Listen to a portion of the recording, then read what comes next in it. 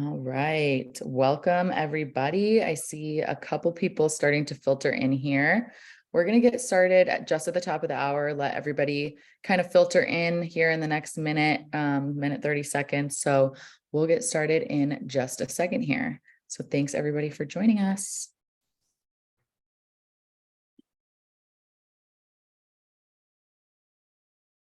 All right.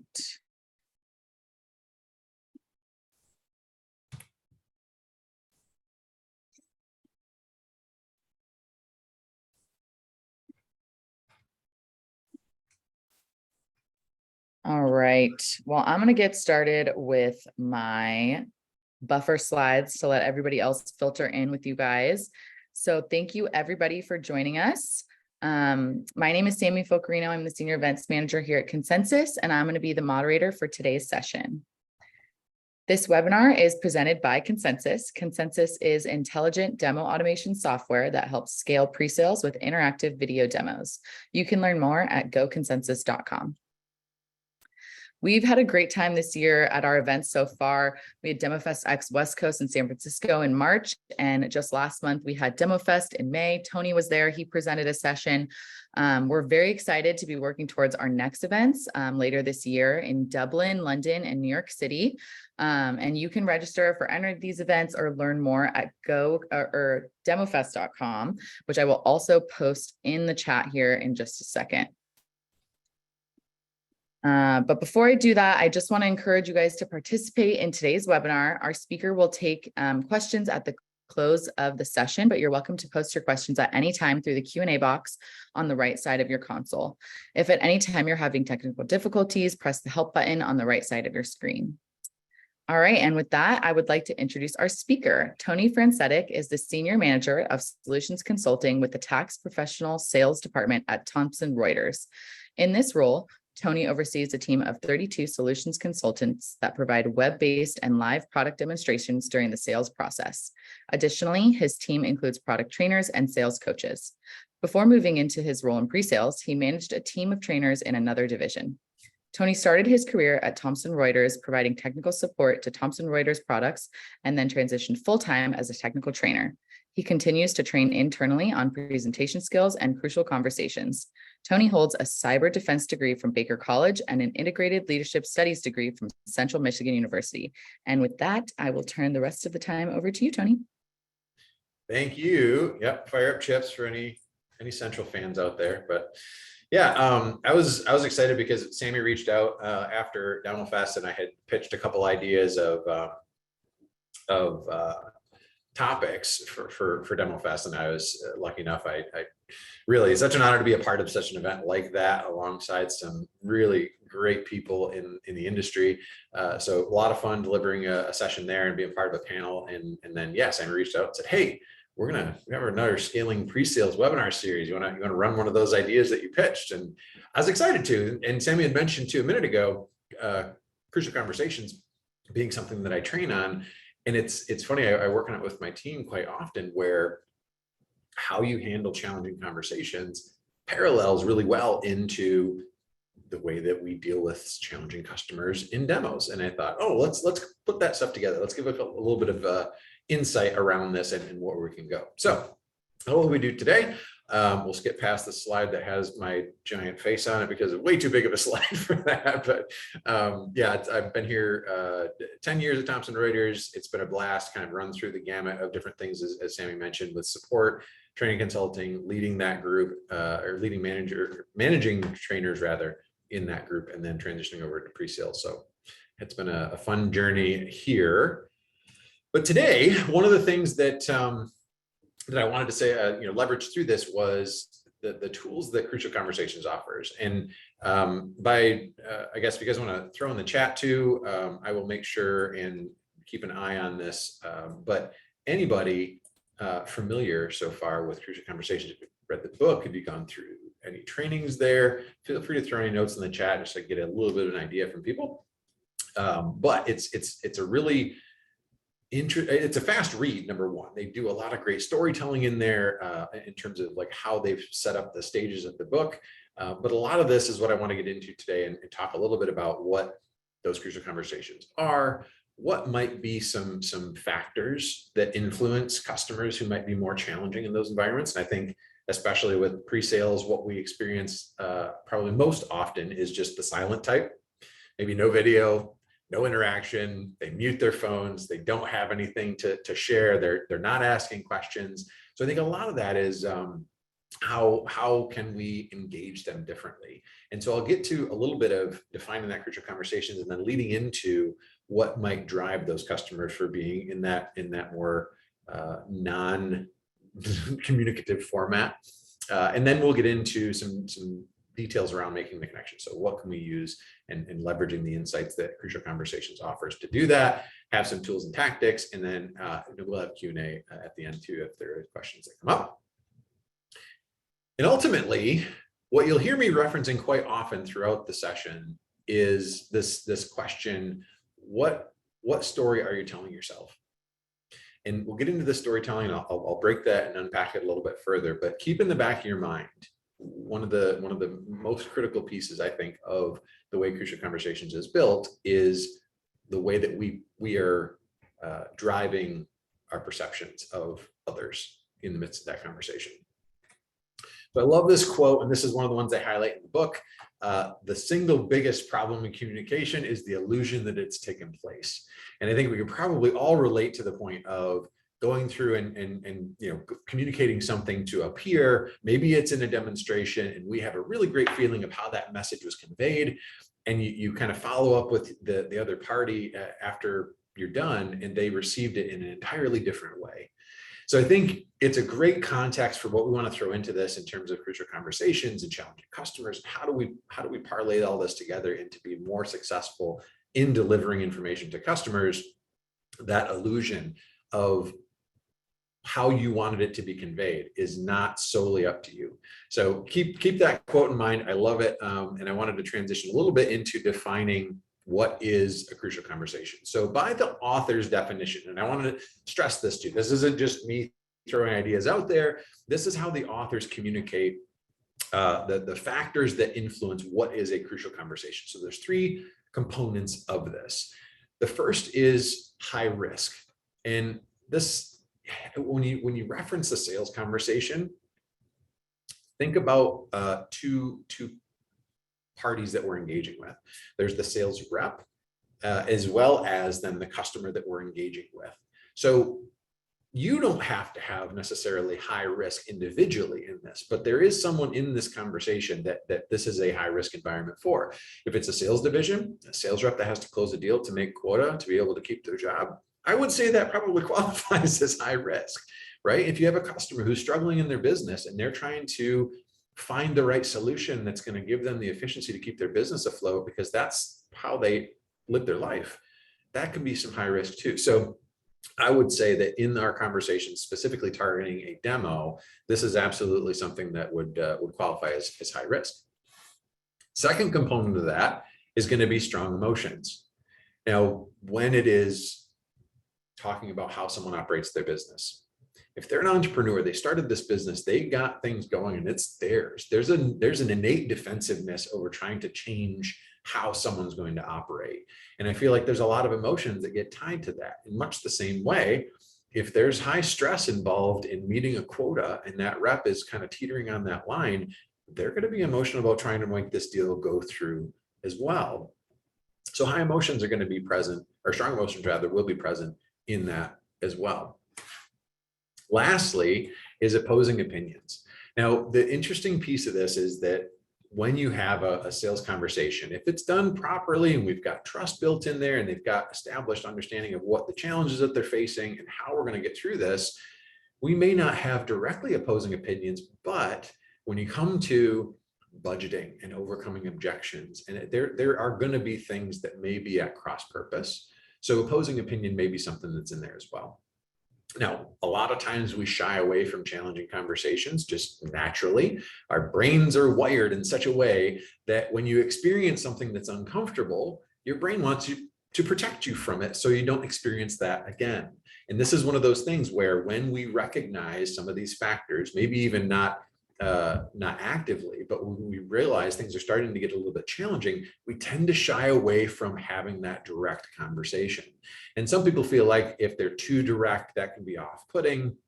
Some people are just non-confrontational in general, but I feel like there's a lot of times if it is a follow-up conversation or they ask a question that we know isn't going to be in line with what they want, we'll want to follow up that via email later, instead of having that conversation in a dialogue and unpack where there could be pros and cons. It's easier to remove yourself from that live interaction, or at least video and phone interaction, and deal with it in other ways. I will also say one of my favorite things about Crucial Conversations from a business topic is that it is not solely related to business. These skills are transferable into personal life. If anybody has challenges with a mother-in-law, this guy, it is something you can absolutely use these tools and tactics on. How do you deal with challenging situations? So the way the authors kind of pack this together is you can do one of three things when these three factors are involved. You can avoid the conversation, kick the can down the road, find a different way to deal with it later, have the conversation poorly, because if you don't follow the tools and tactics that they kind of give in this, then typically when there are these factors, we're going to have a risky outcome. We're going to potentially offend somebody or cause those emotions to go sky high, and those opposing opinions may result in a bad outcome. Or the third option is have the conversation and do it well. And the best way to do that is kind of picture yourself in a scenario, and this could be a recent demo, it could be a conversation with a partner or spouse or family member, whoever. Use that in the back of your head and keep that in mind as we talk through some of this. Oh, Barry said, who's the author? Well, there's actually several authors. And one of the coolest things I found about this, there's an audio companion, there's tons of workshops. They've got a great overall structure around this. It's not just Crucial Conversations. They have multiple crucial books that are out there. But these four authors set out originally to find who was the go-to person in an organization. Just what made them that go-to person. And it turned out that they were naturally able to have these difficult conversations well. So it shifted their mentality, and then the book turned into this kind of interview process to uncover, well, what are these tools that they use to deal with challenging conversations that turn them into that go-to person in an organization.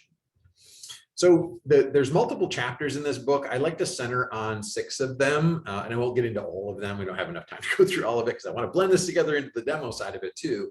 But there's a chapter called Start with Heart, and it really is about understanding what the goal of the conversation is. And I think if you can center in, partner with your sales counterpart, understand what's important to the customer, and then continue to ask those questions. Reinforce with that customer what is important to them. If we know what the goal is, and they're not engaging with you to not purchase a solution, they're engaging with you to understand, is this the right fit, right? So that there can be a good understanding. Let's focus on how can we understand the goal at hand and make sure that's priority in the conversation. I always reference with my team, as far as the demos are concerned, hone in on what's most important. Is it work-life balance? Is it efficiency in their office? Is it the ability to grow? Whatever their catalyst is for change, what's driving them to engage with you and your team to understand what's the best fit for them, you should craft your messaging around that topic. So whatever you show, whatever it is that comes up, it doesn't matter the feature, it doesn't matter the program, every example you should do should tie back to that particular goal. So that way the customer feels like this is for them. It's catered specific to their needs. Another chapter is called Learning to Look. This is a really important one when we talk about you individually and what you can control in a situation. And there's a ton of content that's out there, not only in this book, but all the way around the internet, books, blogs, you name it. You can't control other people. You can't control the environment. You can't control the weather. You can control yourself. But what's most important in that is understanding what your triggers are. So know your signs when things start to get emotional or crucial, as the authors would define it. Some people, their heart starts to race. Some people get clammy hands. Some people start to sweat profusely. Some people get really quiet. Some people get really loud. But everybody has to take that moment and recognize what is, or what are your triggers, if you have multiples, and know that when you start to reach that point, you have a chance to take a step back and think about the story you're telling yourself that's getting that emotion driven up. We'll talk about this in a little bit more too, in terms of like this whole, what they call the path to action. I'll come back to that. Another chapter is called Making It Safe. So safety is necessary in difficult conversations. I liken that to trust. So we'll talk about that in a minute as well, in terms of what drives difficult customers and kind of what's the underlying piece of that. But the most important chapter, and the thing that I hope anybody takes away from this today, the chapter is called Mastering Your Stories. And it is all about the story you tell yourself, not actively, but that drives the emotions that make your actions come to light. And if you can focus in on, what if you told a different story? And I'm going to say that a few times today, so I apologize, but that it is the critical piece. If you can tell yourself that this person is in this challenging environment, they're being difficult, and you make an assumption as to why they're being difficult. Well, what if you told a different story? And I'll come back to this, like I said, because it is a different component later on, and I built out a piece that we'll talk about, kind of this whole path to action, and then describe it a little further.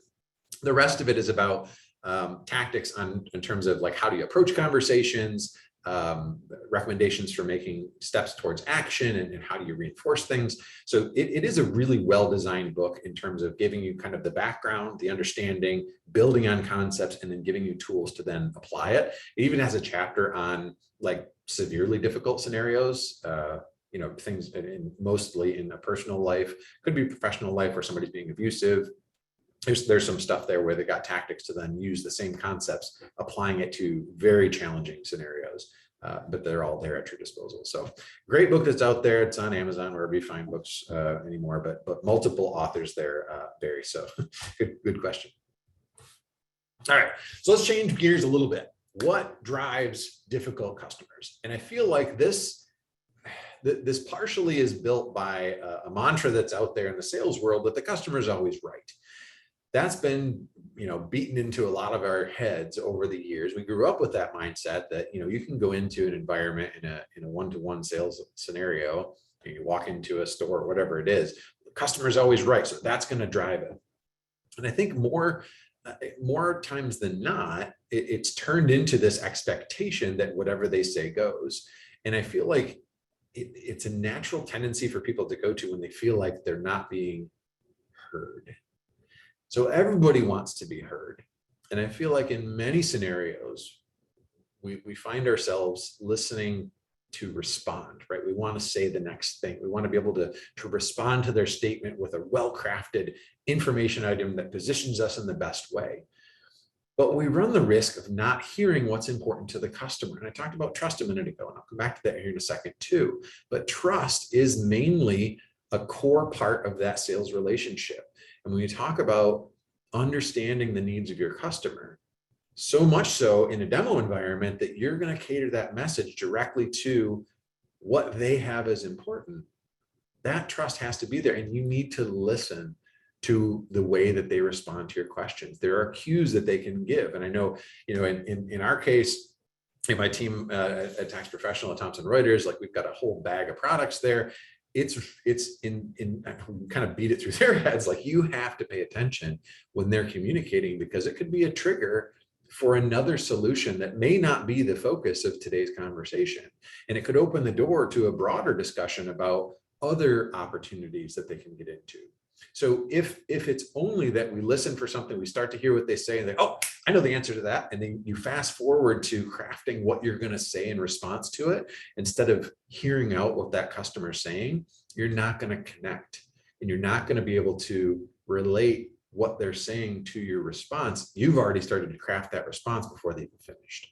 So it's inherent that you have to think about hearing those customers. And there's a different kind of underlying way to approach them too. So this is something that I pulled across, like there's multiple ways you can define this, but I broke it down into a couple different categories. One is a demanding customer, right? Like, they have the specific things you want to, pick on our New Yorkers in the audience if there's anybody listening from New York. But there's a tendency that New Yorkers have this very sharp, direct way to ask questions. And it comes across maybe being demanding. They're in a different mindset. And it's part of the culture in that area. And not just New York, you can find your place all over the place. If somebody's just moving quickly and they want to get stuff done, they want to answer it quickly, they want to move on, Well, sure. The part of kind of breaking this down and understanding how to navigate those types of customers is make sure that they understand that you're there to help them. We want to rebuild that level of trust. And perhaps they've had poor experiences where they're just not getting the answers to the questions because maybe somebody was listening to respond instead of listening to understand.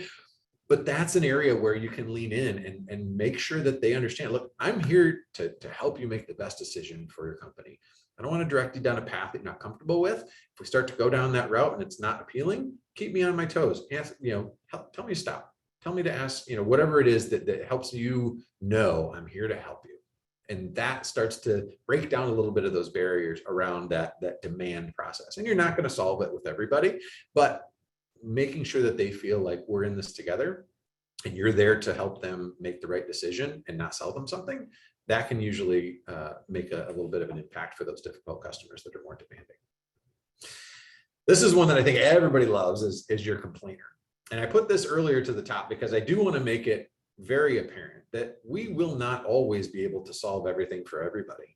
You may have somebody that is a part of your already working with your company in some way, and they're unhappy with something. And that's going to be the driver of that discussion, no matter what the topic of today's conversation is. They're going to bring up everything that they're unhappy with elsewhere. So that's something that you may not ever be able to solve for. You want to evaluate the opportunity at hand. Maybe there's an alternate route that needs to be suggested. But ultimately, if it's somebody who is just there to complain, bring back, and my only tip that I give my team, try to understand why they're there. If it's just there to vent, then let them vent. This isn't going to be an opportunity that's necessarily going to close. Let them vent for a period of time and then kind of redirect a little bit to say, what, it sounds like there's some frustrations that we want to overcome before we revisit this conversation. Maybe we can get in touch with whoever, the support division, your professional services from a training consulting standpoint, whatever it is. But there's going to be a point where you recognize that somebody who's just there to complain, they're not looking to move forward with your opportunity necessarily. So evaluate that, press on the issue, and maybe redirect as your best option for those folks. A lot of times you do have, this is a common one for being indecisive in the moment, right? This is where I feel like the pre-sales team does a masterful job of being able to dive further, right? If they don't know, like, well, they're kind of on the fence, they hem, they haw, they do this, do that. What is the reason that they're there? Go back to the heart of that conversation that they have with the sales rep. And this is where partnering with your sales counterpart to have them maybe restate the conversations that have been had prior to the demo. What is the challenge we're trying to solve? Why are we here today? If we're going to be just, oh, ho, hum, like we'll see, well, okay, what's the cost of indecision? And that's another really nice point to reinforce with these folks and try and build on that trust that you're helping them move forward. Like if the cost of indecision tends to be a little bit higher than maybe that pain of transition, make that discussion a key part of that dialogue. And it may need to be where we pause the delivery of the content related to the solution and get back to the heart of what's important to them. Again, we're kind of circling around this whole trust idea, but an indecisive person, you certainly want them to key in on why are they there? What is it we're trying to solve? And how can we help them alleviate a little bit that cost of indecision? Kind of along the lines of the demanding customer, we've got the impatient person. That's somebody where we all are busy. Everybody's got times that they're trying to figure out how do they fit in. Then you're balancing family and work. You've got all these things. It may be impactful during the time of the season. It could be your high selling season, so your reps are impatient. Like everything can be fighting against you in that case. Very similar to your indecisive person. Go back to the reason they're looking.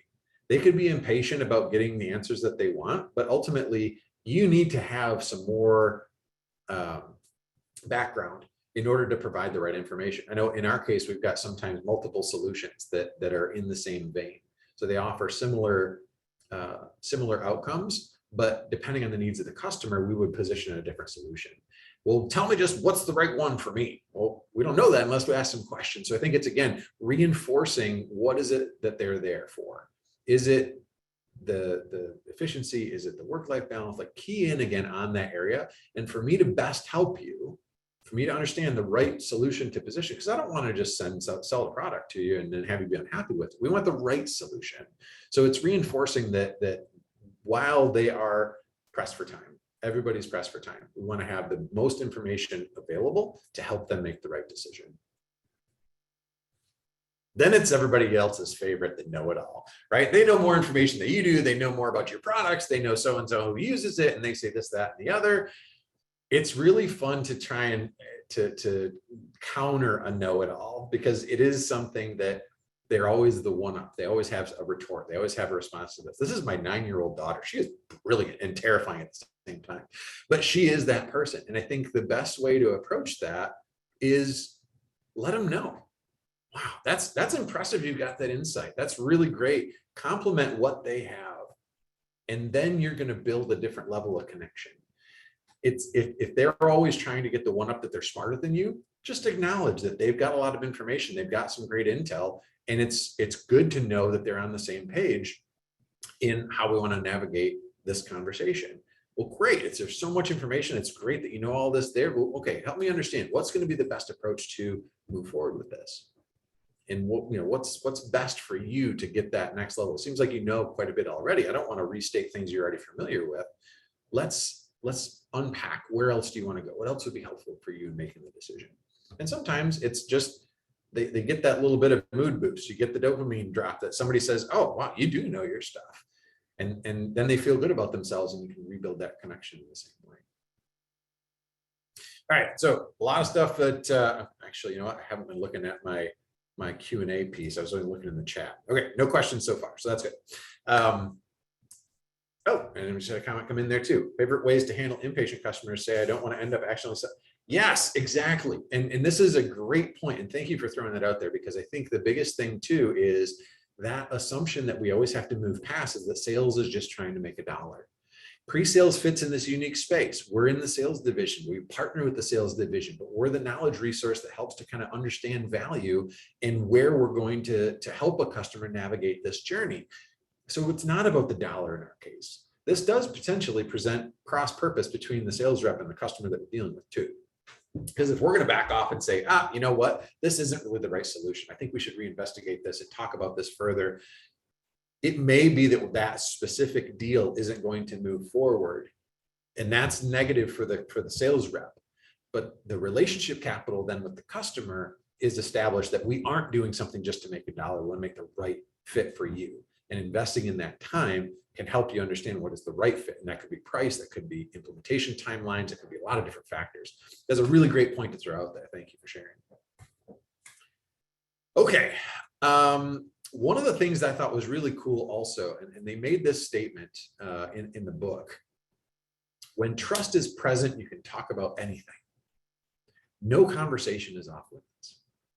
When you think about transitioning that into our discussion around pre-sales and a demo and a sales conversation, how many times do we have situations where maybe our sales counterpart is not confident talking about budget because we know we're going to position a high-end solution? So we kind of pause on that, and then the demo goes through and we deliver this great presentation. The customers bought into it and they're all excited about it. And then they throw out a number and they're like, well, we can't afford that. And it's off base. I would wager a guess that we didn't establish a level of trust that was open enough for that customer and the sales rep to then navigate at least what is the boundary that we're looking at from a budget standpoint. Some people think that would kill the deal. All right, that's a little bit outside of scope of what pre-sales can help with, but I wanted to use it as an established point of there are topics where, as long as they understand that we're in this together to make the right decision, there shouldn't be anything off limits to talk about, right? What are your staff frustrated with? What a great question to try and uncover from a business owner to then see, well, what can your solution do to alleviate potentially those frustrations of their staff? Well, people don't like to talk about negative things in the sales environment because we want to keep things positive. We want the yes answers to all the time. But trust is necessary in order to have those uncomfortable moments to uncover the information that's going to drive you in the right direction to connect with that customer. So I love that point. It always sticks in the back of my head. And usually when I find myself getting a little bit on the emotional side, what's lost? So to try and build this into the case of how are we going to leverage this storytelling is a big part of pre-sales. And it naturally is something that we train on. We try and be able to connect the value of the solution into a story and do it in such a way that connects to the customer. That's important, by all means. I feel like there's almost a dual context in a way. So we're telling a story about our solutions. We want to relate to the message. We want to know what's important to the customer. Well, if we don't know what's important to the customer, now that may be a trigger as to why they're being difficult. And now we can go back to asking those right questions, understand what's important, listen to the answers, then connect the dots there. The other piece of this is this path to action. I mentioned this earlier, but in any scenario, and this is going back to Future Conversations, this is from the way the authors put it, but in any scenario, no matter what action you take, there are four steps through this path to action that they call. It starts with observation. So we see or we hear something, not secondhand, not when somebody told you, you yourself see and observe something. Then in the blink of an eye, without our thought, we tell a story. And this is really the key part that I mentioned earlier too. Those stories are built on your life experiences, everything that makes you who you are. And they say the word prejudices, and I think that's a negative connotation to it, but it's all of your thoughts, all of your insights, all of your who you are. That defines those stories. And then, and only then, can you feel an emotion, because you can't tie an emotion to a fact. That story that is kind of told in the back of our head at some point drives the emotion drives the action. So that is kind of where I wanted to pause for a second, because to let that sink in. This path to action drives everything that we do. So we see and we hear something, we tell a story, we feel the emotion related to the story, and then we respond to the emotion with an action. Now, I'll go sidetrack here and get a little bit vulnerable with everybody. I use the example for this. I fall victim to, my wife would say road rage, but I'm not a great person to be in the vehicle with when people are merging lanes, right? You have two lanes that merge to one. Throw in the chat. Okay, I'm going to ask everybody a question here. When you are in that lane ends in 2 miles, you've seen the sign, do you get over or do you wait till the last minute to jump in? Throw it in the chat. We'll see what everybody says. Get over immediately and wait. Those are the first 2 answers. This is great. Okay. So get over ahead of time, last minute, move over. Zipper method. There you go. I love the zipper method. I know they've done tons of research on that. I will say it is absolutely contingent on people keeping 2 to 3 car lengths between them. And when a lane ends and everybody's getting tight, nobody has 2 to 3 car lengths to allow the zipper method to work effectively. Okay. But this is exactly what I was hoping for, right? You get this. The type of person that you are either going to say, I'm going to get over and then I'm going to complain because everybody that waits to the last minute is this terrible person who's horrible at managing their time and expectations. That's the story that you tell. My wife does this masterfully because I'll get frustrated, right? I'll get over and all right, I'm waiting in line and now you didn't wait to the line. You came up to the end and now I'm going to say that all these things in my head about what's wrong. What if they're going to the hospital? And that's what my wife will say. She naturally will tell herself a different story so that the emotion shifts from frustration to empathy, and your action of being upset and I don't know, 1 finger salute, maybe, whatever it is going to change because it's tied to a different story. And the biggest thing that you do in this case is go back to that question I started the first slide with. What if you told yourself a different story? Now relate this back into a demo. And a difficult customer who's just indecisive and they don't know what to do. Well, we've seen, hopefully everybody's seen that Gartner, the long, hard slog, the B2B decision process and all the things they have to factor into and how challenging the buying process is. My goodness, if I don't do that often, I'm not confident in what my next step is. And if I don't have somebody in the sales counterpart that's going to be driving through that conversation with me and helping me along that journey, I don't know what's the right next step, so I'm going to naturally turn indecisive. So it's all about how can we relate to that person in a different way? How can we tell a different story that helps us to connect them, or connect with them rather, build that trust, open the dialogue, understand what's important, and then hopefully connect that to there. It is absolutely the most critical thing. And I will also say, I teach courses. We did a 2-day seminar on this. I've done a day-long seminar on crucial conversations. We have breakout sessions. It's an awesome thing to see this kind of connection point that people make to the content. But I call this, I reference it a certain way. I said, even though I love the concept, I believe in it fully, I train on it, it is constant vigilance of thought, because those stories happen instantaneously. And if you let the emotions get there, walking back to the story to tell becomes harder and harder and harder. The longer you go down that emotional path, the harder it is to get back. So getting back to knowing your signs, understand the frustration. What are your triggers that get you to be a little bit upset with that difficult customer that might cause you to be more direct, maybe more curt in your answers and your responses and your delivery, and you're just wanting to get off the phone as fast as possible. Try telling yourself a different story about that customer and find a new way to connect with them. I also have another piece that I would cater into this, and it's going to be a little bit more challenging when you talk about the visuals of our little window that we have here. Your head and shoulders, or maybe just your head with this video. Sorry, I'm in a different video camera. I've just got my face in the screen there. But your typical body language response to things. How do you read a room? Worse yet, they don't have their video on. They're maybe not responding to questions really well. Maybe they're not engaging with you. Maybe they forgot they were on mute. There's another question you could ask yourself. Am I telling the wrong story? Well, what if they forgot they muted themselves, right? There's a lot of things you can do with it, but whatever you're going to garner as your insights from that customer, if it is visually, where you're going to see somebody that, okay, I'll try and do this little briefly. Somebody that crosses their arms, right? That's a natural defensiveness stance. That's something that it actually goes way back, right? That you're covering your vital organs. It's a defensive stance in a natural tendency. And I love, because I had this exact person in a class and I was teaching it and I was talking a little bit about body language and how this plays into it and how you have to understand the context of the conversation. Because if you say something that, the statement that you make causes them to respond and then they shift to that defensive stance, now you know what was referenced. The person that I had dealt with and was talking about this in a particular class that I was in had a shoulder injury when they were in the Army.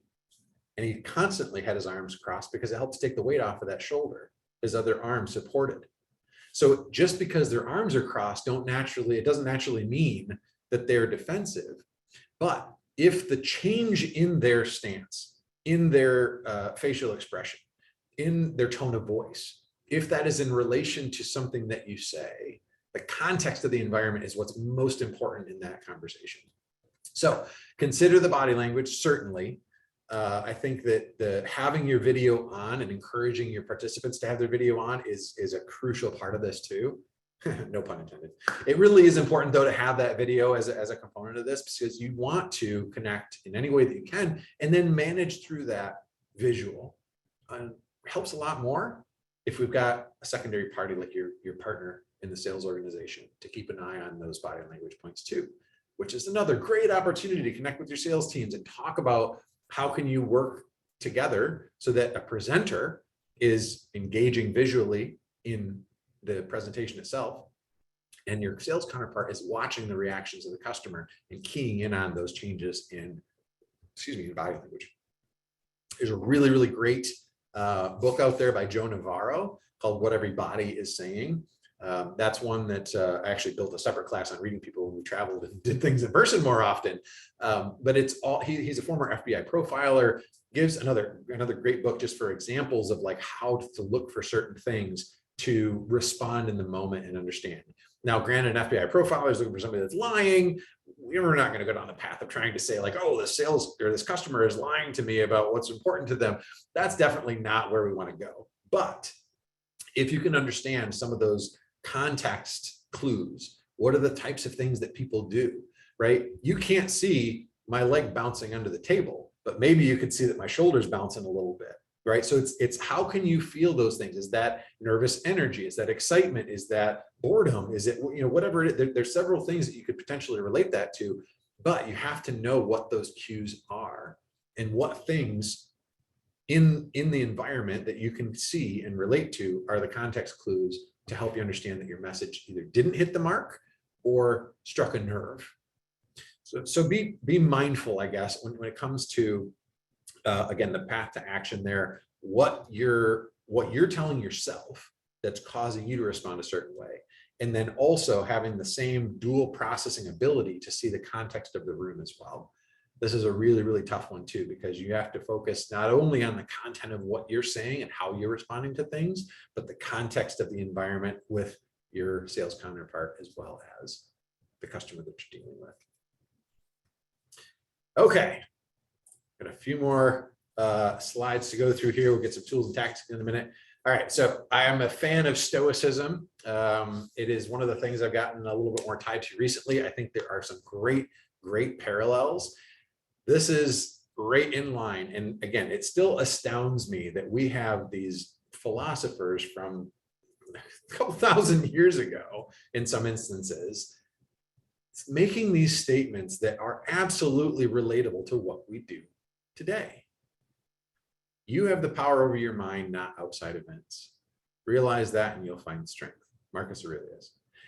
So I mentioned earlier, we don't have control over other things, but we allow those other things to have control over us, because if you say that, oh, well, insert politics here makes me mad, well, you're allowing it to. You control what you respond to. And then I'm not saying that this is an easy thing either, but ultimately it's you who makes the decision every day. Are you going to approach things from a curious standpoint and an open mind? Or are you going to be hardened into what you know to be true, and that's the only thing that you allow to happen? I love the idea around you controlling yourself as the core part of crucial conversations. If you don't control yourself and understand your triggers and understand how you react to things, you're going to allow all those other things to control you, and that's when things get out of hand. So throw the Stoicism out there. Again, I absolutely love Meditations of Marcus Aurelius. That's another book you can throw out there.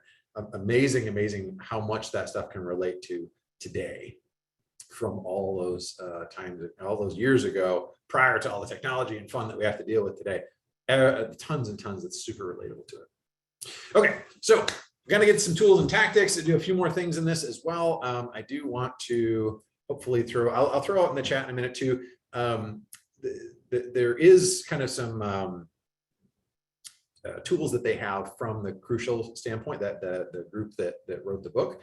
Cruciallearning.com is their website where you can go and they've got a blog, they've got tons of information. They have their own certifications. There's a lot of information that's out there. But the thing that you have to do, and I mentioned earlier, this constant vigilance of thought, you have to practice this. And the best way to do it is practice in a comfortable environment that's not directly with a customer. Pick a family member, pick a spouse, pick a 9-year-old girl who's just brilliant and terrifying at the same time. But find ways to navigate through this and put some of these tips into practice. Be curious, ask questions, don't assume, and make sure you listen to the response. The trust, and again, in the book, they reference safety. I liken it more to trust through both of them out here, but prioritize that trust being there. And as soon as there's a lack of trust, or what they call a lack of safety in the book, that's when things break down. I feel personally that every demonstration should be a dialogue between two parties. 3 if you count the sales rep, right? But ultimately, whoever's delivering the demo and the customer, that should be a dialogue. When it turns into a monologue and it's just the pre-sales folks who are just talking the entire time, they're not engaging, whether they want to or not, maybe the customer's not engaging, that's your sign that that safety is broken down, that trust is broken down. Keep probing what is the reason that they're there. If they don't have questions, make sure that you're explaining yourself well. Maybe it's moving quickly. I always give the example to my team as well. You've got, let's say, all right, so I have all this stuff. What questions do you have? None? Okay, moving on, right? We give everybody about 4 seconds to do a very complex process in your brain. If you conveyed a whole lot of information that's related to what they do, they've got to think about their current process. Then they've got to relate what you just told them to that process. Then they have to think about what impact that's going to have. Then they're going to develop their question, and then they're going to ask it. 4 seconds is not enough time to allow that to process. So when you're posing that moment of asking if they have any questions, I personally don't like to do that. I coach my team to say, have I explained myself well enough? Because you put the onus on you. It doesn't put the stress and the pressure of, should I have a question? Do I need to ask a question? What question would I have? And then you go through that cycle, but then you cut them off and they're not able to ask it. So again, focus on what is that interactivity throughout the conversation. Try and make it a dialogue as much as possible. So then you're constantly getting that feedback from the customer that you're on the right path. Remember, anytime that you find yourself in these environments with difficult customers, what is the story you're telling yourself? Make sure that you recognize your own triggers in this environment. You have to be willing to take a step back and say, okay, am I assuming the negative? Because that's a tendency that we all have. And again, it's because we don't want to be in uncomfortable situations. We default to being in a negative state of mind around things because we want to protect ourselves from having something bad happen. It's a challenge to constantly be in that positive mindset. It's hard to move down that path all the time. But again, if you can find out what are the things that you recognize in yourself, is it the fast heartbeat? Is it the clammy hands? Is it that you start to clench your shoulders up and you realize you're all tense? What are your triggers? Recognize those. And then that's your sign to pause and say, what am I seeing? What's the story I'm telling myself? What if I told a different story? Change the emotion, change the outcome. And I said constant vigilance of thought. That is absolutely my I need to trademark that one. That's something that you really have to do. And regardless if it's crucial conversations or not, but keep yourself in that state of mind. That's a constant vigilance of thought. Look at everything that impacts us around the world. I think it's a fallacy to say, like, leave home at home and work at work. Well, we're human. We're going to bring those things with us. Those emotions carry over. Those scenarios are going to affect us. So it is a constant vigilance of your thoughts to stay, how can I remain on the positive? How can I be in this presentation mode and give my all and my best for every customer that I engage with day in and day out, regardless if that one just chewed me out and that one said no, and the next one said I was an idiot. The next one beyond that is the one that could change the day. And they could relate to everything and say how wonderful it was, and it brings you back. But you have to stay on top of that positive approach to things and make sure that you kind of counter whatever negativity might be there. All right, so to recap, a few different things. First and foremost, identify. So understand the type of customer. We went through 5 different types earlier. The way that we connect with each one of those in a different way, there's tactics around that, but focus in and boil it down to its most basic. How do you establish trust? And what is driving that person's difficulty? They're all trying to make a decision, probably fast, not make their teams unhappy, do all these things to benefit their business and their lack of confidence around how to go about it. There's all different ways to look at it, but the type of interaction with those, it's not being heard in its most core piece is where I would make the argument for. So understand the type of customer that you're dealing with. Find a way to connect with them. Get that trust and connection out there. Think about the story you're telling yourself about them and change the story if necessary to build that empathy, to connect in a different way and uncover what's most important to them. And then practice. This is absolutely not like flipping a switch. This is something, again, I mentioned it earlier, I train on this. I still struggle every time. My daughter pushes my buttons. She's a brilliant child, but she is an absolute type 1A, just like me. And we are just button heads all the time.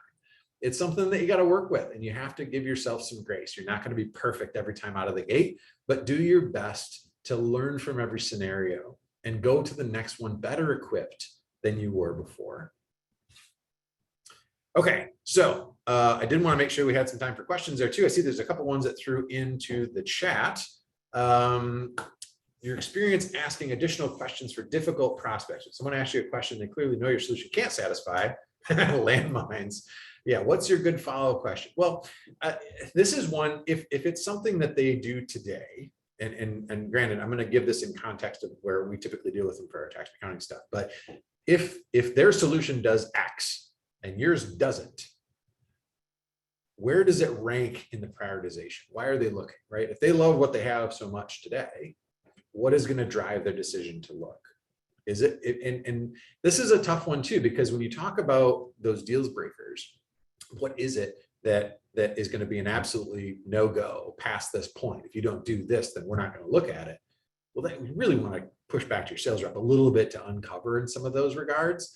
But it is a great kind of transition point to say, you know what, it's a feature we know in our competitors that's something that's there. We don't have something exactly the same way, but here's how we accomplished a similar task, or however you reframe it. But again, I go back to, where does that rank on your priority list?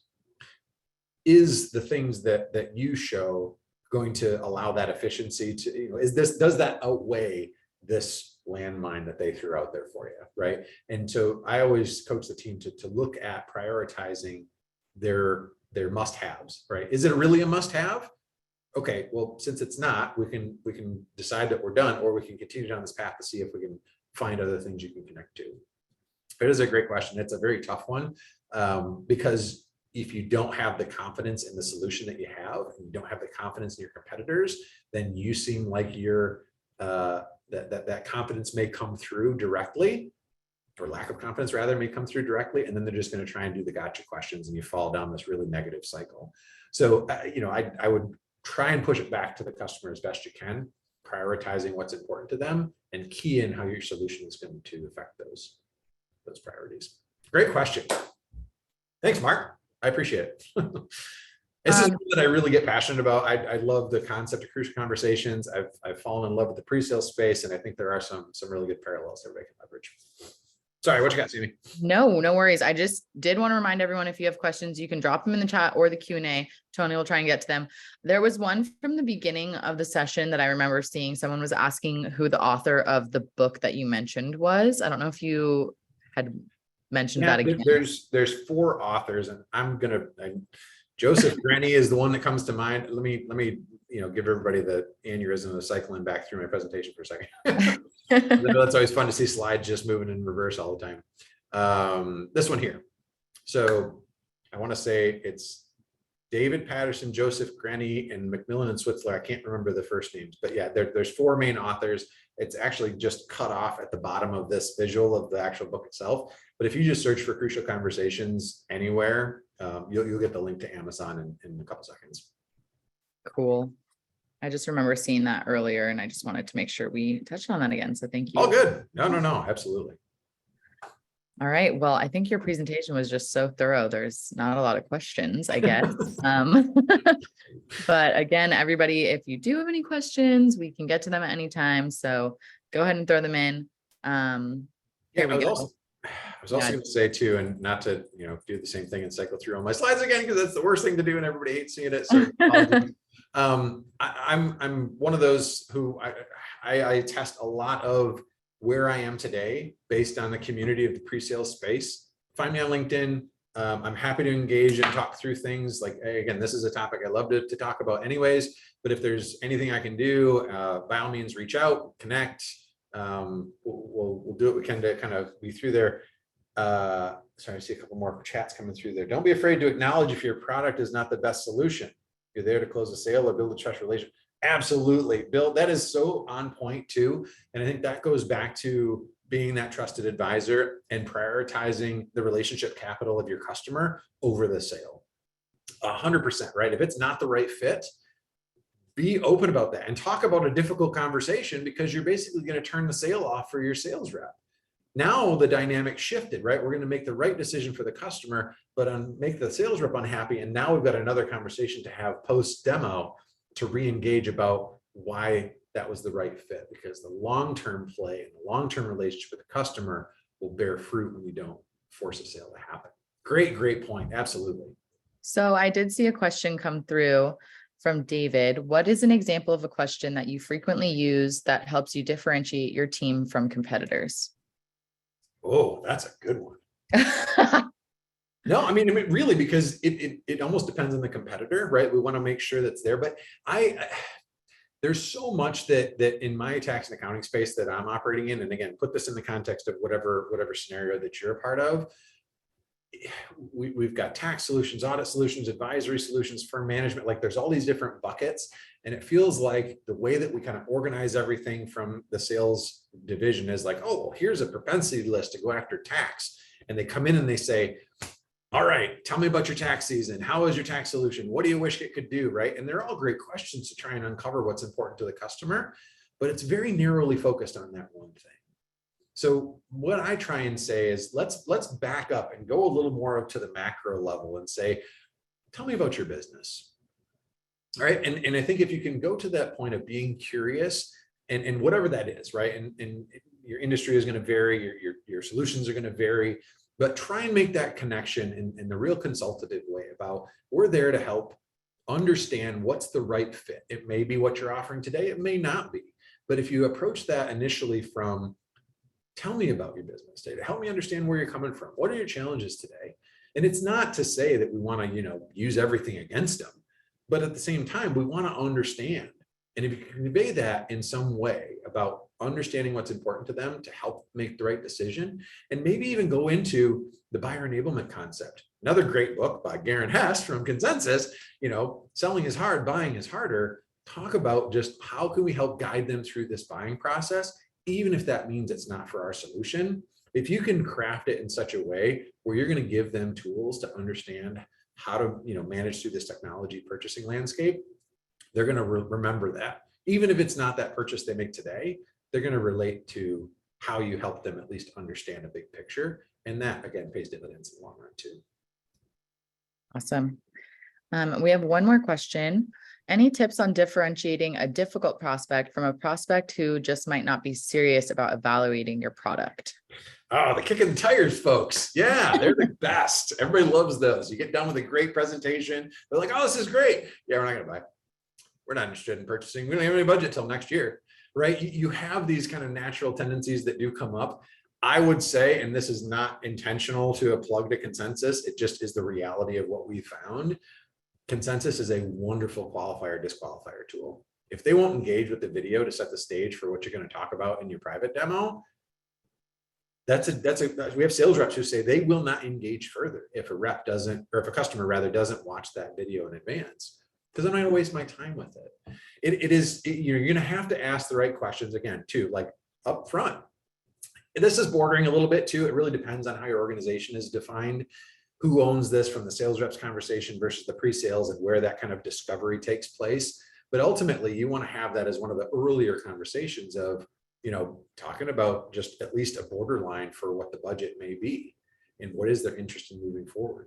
Sometimes they're just sneaky and, their IT people said they have to check 3 different competitors every year. And that's part of their IT review or every 2 years or whatever it is, right? You're going to have people sneak through the cracks. But I think once you start to ask those probing questions around, how do they do a certain process and what are the challenges that their customer or that their staff faces, those are things that are going to pop up. And if they're just avoiding or giving generalities, those are usually your best triggers to say, okay, this might just be a fishing expedition. But there's not a good definitive answer for it in my opinion, but there's tactics you can use. Awesome. I saw Brooke threw in the chat too, like the triggers and how do you prepare for those crucial conversations. There, I could do a whole nother hour on that piece of it, but I will say there has to be, again, the most core piece to understand in that dynamic is the safety, right? And this is going a little bit probably beyond that demo conversation into like having more of these challenging conversations with peers, with family members, what have you. But you have to understand what are the things you want to convey? What do you want to get out of this conversation? And that's the question you want to really direct to yourself. I know we got a couple minutes till the top of the hour, but I will say the one thing that makes this really, really challenging is if emotions hit and you let those high emotions come in, adrenaline hits your system, blood rushes to your extremities to run or fight away, or run. Yeah. How about run away or fight? That was what I wanted to say. That pulls blood from your brain. We have less critical thinking ability when we're in a highly emotional state. And the way to get out of that state faster is ask yourself what you want out of the conversation. So if you get yourself worked up and anxious about approaching this conversation, you're already into a heightened state of emotion, you're not going to have that one well. You got to find ways to get out of it. And sometimes that's taking a lap around the building. Sometimes it's taking a day. Everybody has that emotional regulation system that's a little bit different. So be wary about how do you approach those if you're already anxious or nervous. Any bit of high emotion is going to drive away your critical thinking skills to approach it the best. Awesome. All right. Well, we're just at the top of the hour. We will maybe try to steal you for another hour sometime soon to talk about those crucial conversations, Tony. So, but thank you everyone for joining us. Thank you so much, Tony. That was some really valuable content. We love to see all of you guys. Thanks to our attendees for engaging with us through the chat box. Just as a quick reminder, we'd love to see you guys at any of our DemoFest X events later this year: Dublin, London, New York City, September, October, November. And yeah, we'll do lots of other webinars coming up. So just keep an eye on those inboxes for some really great content. Hopefully we'll have Tony join us again soon. Tony, thank you so much. And we'll see you guys all next time. You bet. Thanks all for your comments, all the chats, and thanks to Consensus as well. Thanks, everybody.